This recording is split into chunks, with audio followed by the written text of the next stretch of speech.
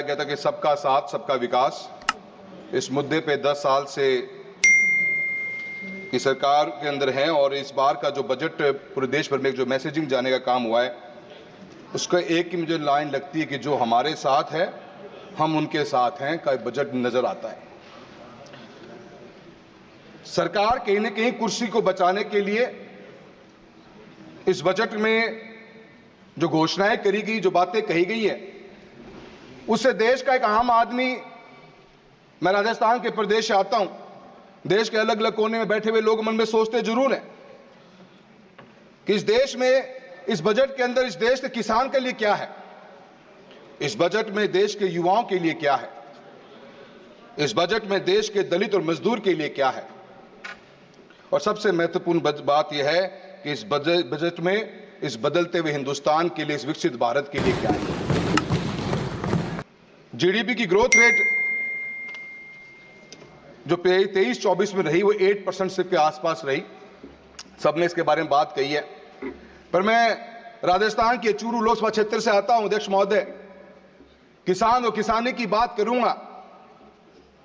उन लोगों का साथ मिला है, उन लोगों का आशीर्वाद मिला है, कोई एक बार नहीं 7 बार मिला है, इसलिए उनके बारे में बात करूंगा। और कृषि की जीडीपी ग्रोथ रेट हिंदुस्तान के अंदर 1.4% रही। हां, 8% की बात करते हो, किसान और किसानी 1.4% रही।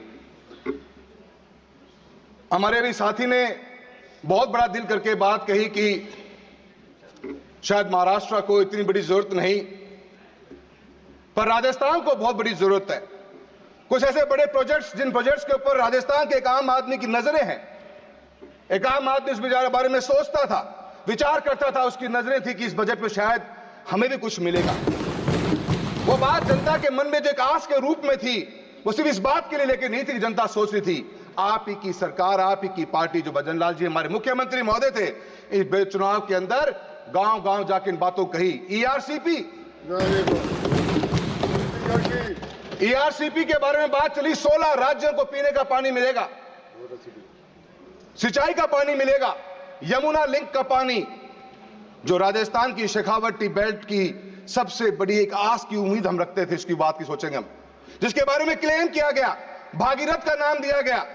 चूरू, झुंझुनू, सीकर के अंदर 1 लाख हेक्टेयर की सिंचाई का पानी और सीकर जिले के लिए पीने के पानी की व्यवस्था का प्रोग्राम था। ये कोई चर्चा न यहां भारत के सरकार के बजट में दिखी और न ही कोई चर्चा राजस्थान के बजट में दिखी।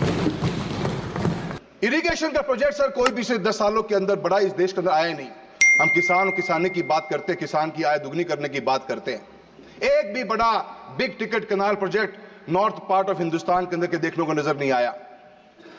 कुछ उम्मीद थी क्योंकि पानी की खपत बढ़ती जा रही है, पॉपुलेशन बढ़ी है, हम उस बात पे जाना चाहेंगे, पर हम कैसे एक्सेस वाटर ऑफ रेन को टैप कर सकते हैं, उस सोच के साथ में यमुना लिंक प्रोजेक्ट डिजाइन किया गया। 2018 के अंदर उसकी डीपीआर बनी, 22,000 करोड़ का प्रोजेक्ट था।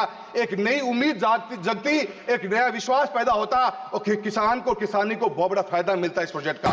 ये प्रोजेक्ट मैं ये मानता हूं कि बदलते हुए हिंदुस्तान की सबसे बड़ी तस्वीर बन सकता है। हम रेन वाटर को टैप करके रबी की क्रॉप्स के अंदर किसानों को गैप फंडिंग कर सकते हैं, पानी के रूप में अंदर दे सकते हैं। इसके लिए प्रोजेक्ट बनाया गया था।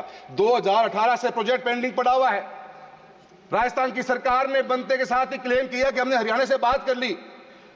हरियाणा के उस समय के मुख्यमंत्री ने कहा कि हमारा भी एग्रीमेंट की कोई क्लैरिटी नहीं है, और इस बजट में हम उम्मीद करते रह गए कि 22,000 करोड़ का प्रोजेक्ट शुरू हो जाए, तो जो एक्सेस वाटर या जितनी हमारे बाढ़ आती है, जो पानी हमारा वेस्ट जाता है अदर स्टेट्स में या नदियों के मार्फत या इंटरनेशनल बॉर्डर्स को क्रॉस कर जाता है, उस पानी को हम टैप करके राजस्थान जैसे क्षेत्र के अंदर, सर जितना बड़ा मेरा चूरू लोकसभा क्षेत्र है उतना बड़ा पूरा हरियाणा है। अगर ग्रीन रिवॉल्यूशन ने इस देश के अंदर खेती के रूप के अंदर और ग्रेन्स के रूप में जो मजबूती प्रदान हरियाणा और पंजाब ने करी है, एक next level of green revolution की रिक्वायरमेंट है, जहां पे हम ऑयल सीड्स और पल्सेस के ऊपर आज इंपोर्ट करने पे डिपेंडेंट है। अगर राजस्थान के क्षेत्र को पानी मिल जाता तो पूरे हिंदुस्तान का पेट भरने की ताकत रखता है चूरू लोकसभा क्षेत्र और पूरा शेखावटी बेल्ट। किसान की बात, खेती की बात करूंगा सर,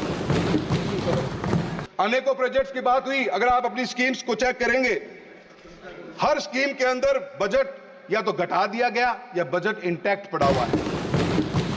किसी बजट के अंदर भी कोई इंप्रूवमेंट नहीं, कोई एक हैंड होल्डिंग नहीं। हम योजनाएं लॉन्च कर देते हैं, परियोजनाओं को हैंड होल्डिंग नहीं। सर आप मुझे इस तरह देख रहे हो, मुझे लग रहा है कि आप घंटी बजाने वाले हो। सर देखो मत सर, प्रधानमंत्री फसल बीमा योजना बनी सर। आज हम 2024 का सर नहीं सर मेरे बड़े महत्वपूर्ण मुद्दे हैं सर। सर 2024 खरीफ में बैठे हैं हम सर, और आप सब बिलीव नहीं करेंगे। कहा घंटी मुस्कुराते हुए भी बजा सकते हैं सर। ना मुझे कोई वहां बोलने दे रहा, नहीं यहाँ बोलने दे रहे सर। बोले सर 2024 खरीफ का क्लेम आज 2023 खरीफ का क्लेम आज तक राजस्थान में डिस्ट्रीब्यूट नहीं हुआ सर।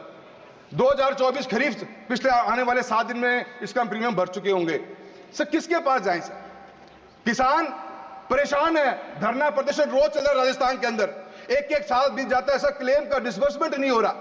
रिलायंस कंपनी को, इंश्योरेंस कंपनी को दे रखा चूरू का ठेका सर, लोकसभा क्षेत्र का। कभी ये आपदा, कभी ये आपत्ति, कभी कुछ है कभी कुछ, आए दिन प्रॉब्लम है सर। और सर एमएसपी की बात करी जाती है सर। किसान क्या मांग रहा है? आज हमारे मंत्री महोदय ने कहा कि हमने सब कुछ लिख के दिया ही नहीं। तो आपने क्या लिख के दिया? क्या गारंटी दी?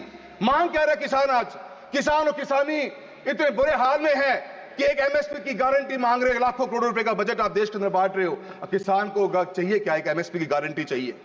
उस गारंटी के लिए किसान और किसानी लेबर के साथ लेबर ही रही, एक रोजगार पैदा करती है बहुत बड़ा, और बहुत बड़ी इकोनॉमी हमारी इसके ऊपर डिपेंडेंट है। बाजरे के ऊपर अपने मिलेट ईयर की बात की पिछले साल, इस बार मिलेट ईयर के नाम पे कुछ भी बात नहीं हुई। बाजरे की खरीद राजस्थान की सरकार सर आज तक भी नहीं कर पा रही है। आप बाजरे को मिलेट के रूप में शामिल करना चाहते हो। मेरे लोकसभा क्षेत्र में सर ग्वार सबसे बड़ा प्रोडक्शन होता है, और ग्वार को एमएसपी में शामिल करने के लिए मैं आपसे बात करना चाहूंगा सर। मैं please conclude please sir, please only one please. There are so many speakers here only. They're all sitting here. So many speakers. They have given a list. Sir please give me 2 minutes sir, please give me 2 minutes sir. मैं इतना ही कहना चाहूंगा sir, मेरे को बहुत से मेरे points पर आपने मेरे को समय कम दिया है सर। ऑयल सीज और पल्सेस के बारे में बात करूंगा सर। 160 लाख टन 1.4 लाख करोड़ रुपए के एडिबल ऑयल्स हमने इस कंट्री में इंपोर्ट करे पिछले साल के अंदर। और sir import duty palm oil के ऊपर जो लगाई, जीरो कर दी गई, उसका इंपैक्ट क्या पड़ा सर? आज चूरू लोकसभा क्षेत्र है सर, हमारा शेखावटी, हमारा नागौर है, बीकानेर है, गंगानगर, हनुमानगढ़ तक का पूरा बेल्ट है सर। सरसों की सबसे बड़ी पैदावार होती है सर। भाव नहीं मिल रहा किसान को, जब बोने की उसकी बिल्कुल भी इच्छा नहीं कर रही। हम कैसे बैलेंस आउट करेंगे इसका पता नहीं चलता सर।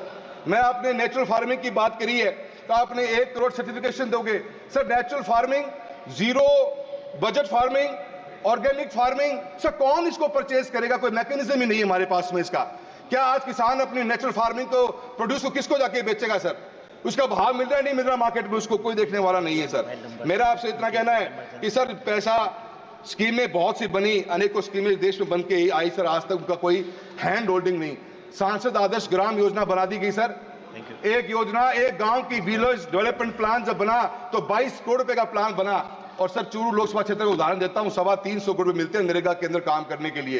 एक सरपंच को एक साल में 1.25 से 1.5 करोड़ मिलता है काम करने के लिए। 1.5 करोड़ की लागत से वो 22 करोड़ की वीडीपी कब पूरी होगी? 22 साल बाद पूरी होगी सर। हम कैसे गांवों का विकास करा पाएंगे? आप सोच के देखिए बात को सर। आप अभी शिक्षा के बारे में इतनी बात चली है सर, चूरू लोकसभा क्षेत्र की बता देता हूं, एक छोटी सी बात सर, एक सर लास्ट टाइम बोलूंगा। अध्यक्ष महोदय लास्ट टाइम,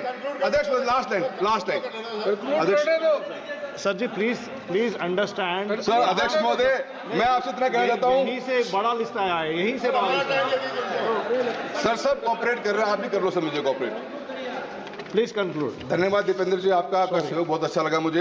मैं आपको इतना कहना चाहूंगा सर, योजनाएं बहुत सी हैं, उन योजनाओं पे काम नहीं हो पाते सर, हैंड होल्डिंग नहीं हो पाती, इसलिए योजनाएं फेल हो जाती हैं सर। आज ही राजस्थान के भास्कर की न्यूज है, 16,000 बच्चों ने स्कूल को ड्रॉप आउट कर दिया, गवर्नमेंट स्कूल्स को राजस्थान के चूरू में, सिर्फ इस बात के लिए कर दिया कि सर 1700 से ऊपर रूम्स की रिक्वायरमेंट चूरू अकेले के अंदर है, हजारों रूम्स की रिक्वायरमेंट है। और sir PM Shri, PM stars जैसी योजनाएं चलाएगी, इनके बजट में कटौती कर दी गई सर।